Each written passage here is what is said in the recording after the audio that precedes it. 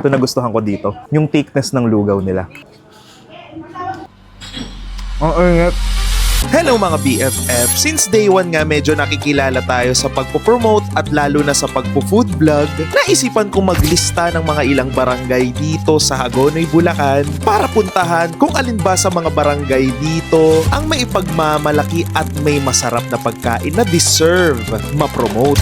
Para sa videong ito, alamin na nga natin kung saan tayo lalanding. Walang iba kundi sa barangay Palapat. Hello mga BFF! Ngayon nga lumipad tayo dito sa Barangay Palapat, Hagonoy, Bulacan at nandito ka tayo ngayon sa napaka-famous na lugawan dito, ang Lugawan ni Ate, para subukan ang kanilang lugaw overload. Actually mga BFF, may portion dapat tayo dito na magsasalita yung owner or yung manager kaso nahiya daw sila. Medyo na-trauma daw sila sa mga nakaraang nag-vlog dito, nabash daw sila sa mga nag-comment.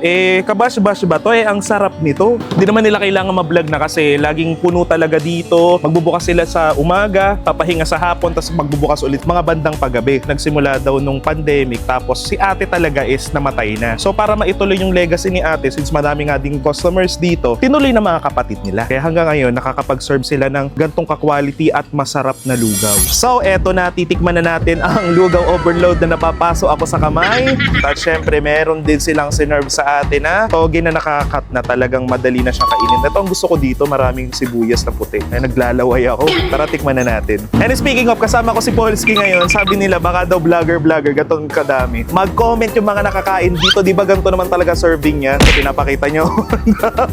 Ay, na-mekos-mekos na natin siya. Ito, meron siyang atay, balon-balunan. Tsaka ito, taba ng baka. Meron ding dugo. Ang daming laman, talagang overload. Tapos, available din sa kanila tong hard-boiled egg. Tokwat, baboy. Amazing!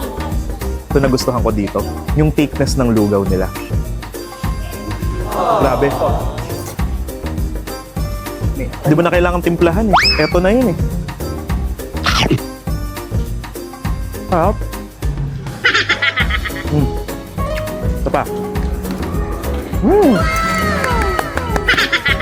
Grabe. Para sa inyo to mga BFF. Cheers! Toge, nagsama-sama na siya kaya pangalan na niya ay Together. Marami siyang sibuyas. Tapos may suka sila. Ayan o. Ayan o. Let's go.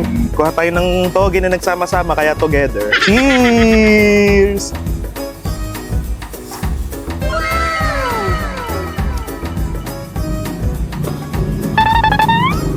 Ang fresh.